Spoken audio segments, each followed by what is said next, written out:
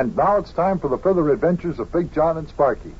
Today's chapter is entitled, Yukie Tries Out His Racing Machine.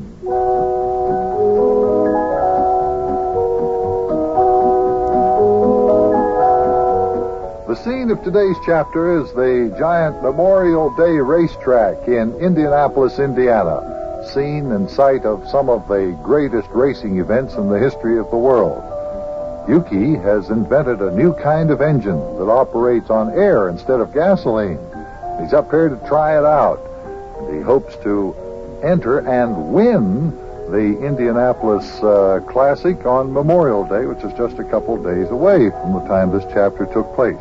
And so Sparkie and Mayor Plumfront and I are with Yukie on the racetrack watching the time trials.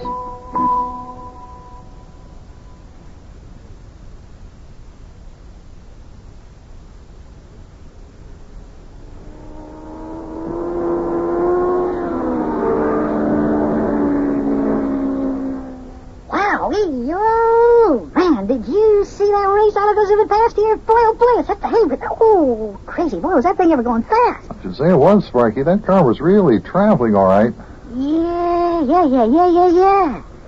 How fast do you think it was going?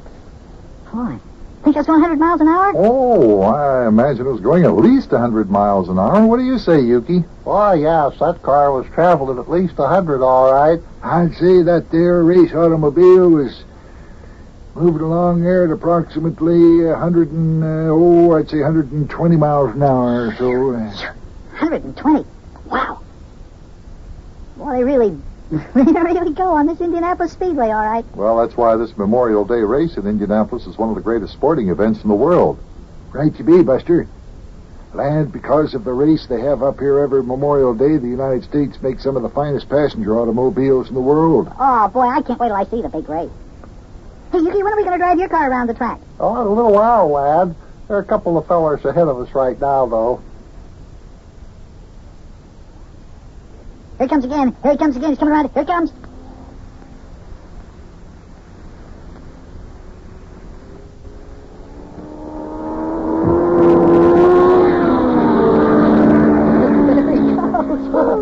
faster than last time.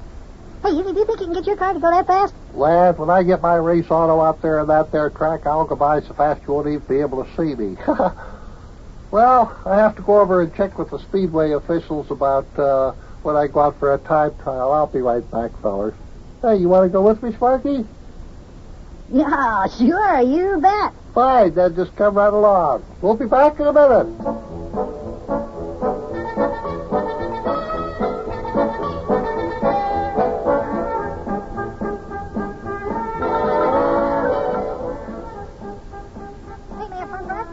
Yukie's starting to drive around the track next and take a time trial.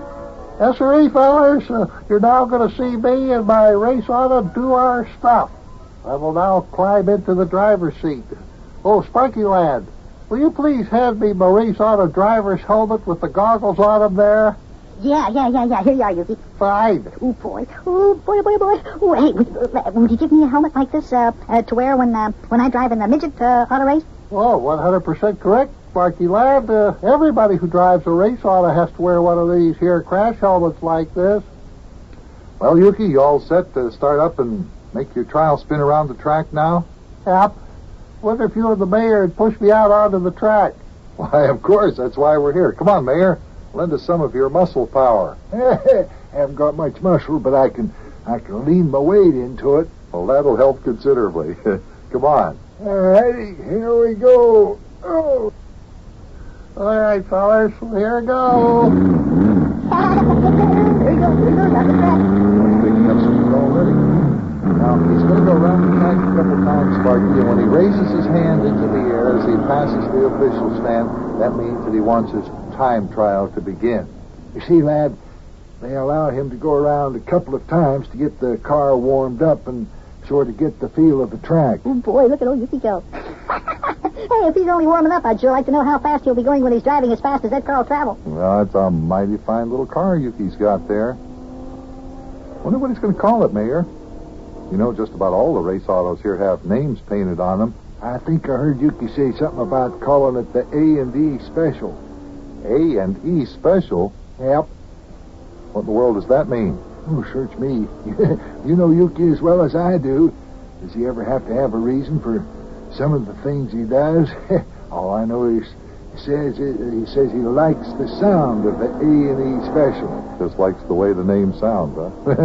Oh, that Yukie. Yukie's coming around the bend, way down there at the other end of the track. Look. Yep. Yeah, here he comes. Look at him coming towards us. Oh. Wow, is he ever going? Whoa. Boy, I'll bet he's making over 100 miles an hour already. Now, here he comes. And there he goes. Oh, boy, Mayor, that Yukie is really driving that car. Yeah, you're not the only one that noticed it either, Buster. Look at all the other drivers. They've stopped working on their cars, and they're watching old Yukie. He really must be making an impression on them. Watching him as he goes around the track. Oh, I'll bet they wish that they had a race auto to win as fast as Yukie. Oh, I don't know about that, Sparky. After all, those boys have got some pretty fast cars themselves.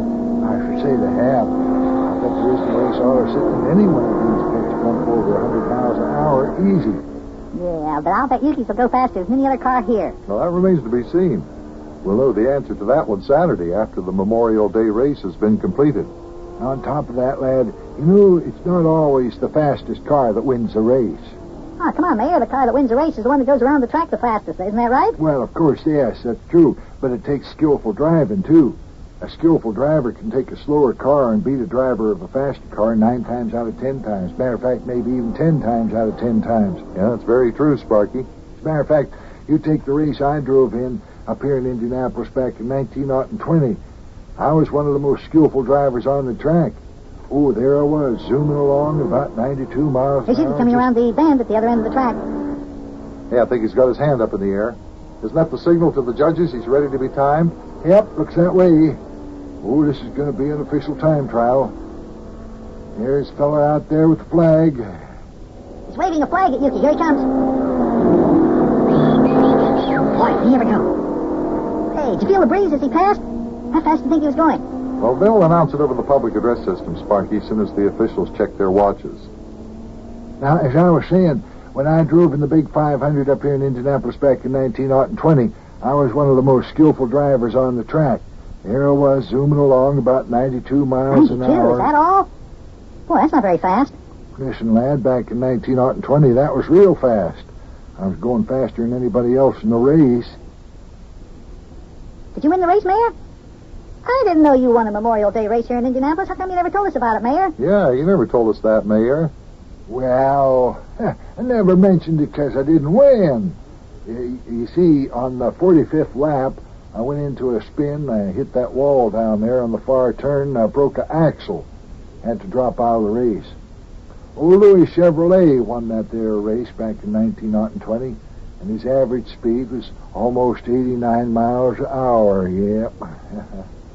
You mean that he won the race by going only 89 miles an hour? Why, every car we've seen up here today is going over 100. Well, Sparky, back in those days, the automobiles didn't go as fast as they do today. 89 miles an hour in 1920 was very, very fast. Oh, you bet. And just about out of the horse and buggy age in those days. Anyway, here comes Yukie. Looks like he's going to stop. He's slowing down.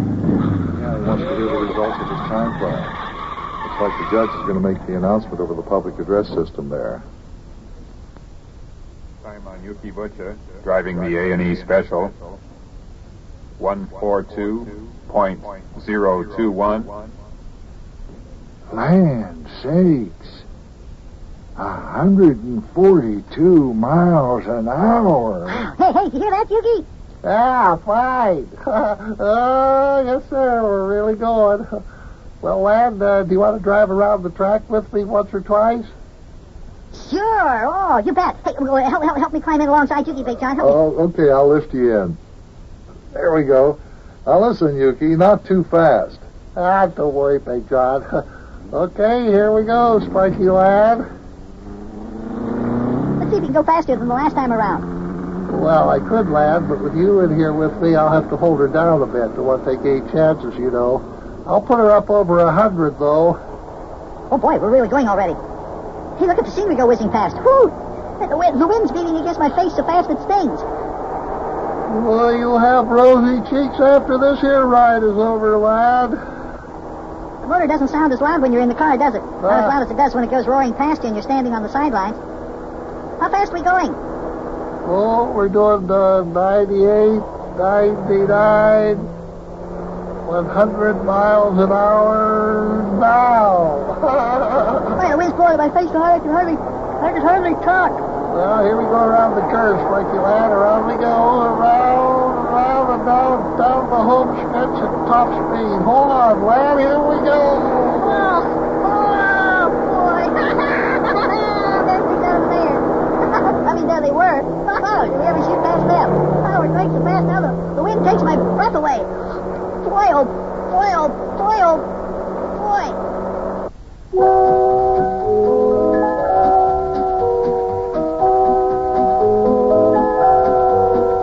Well, certainly 142 miles an hour is enough to qualify for the Indianapolis Speedway Classic, I should think. Of course, this part of our story took place back in 1953. Things have changed since then, but 142 miles an hour, that's a good speed, especially since it's Yukie's invention. Say, he may get in the race after all. He may even win it. Well, only time will tell. So be sure to be listening tomorrow for the further adventures of Big John and Sparkie.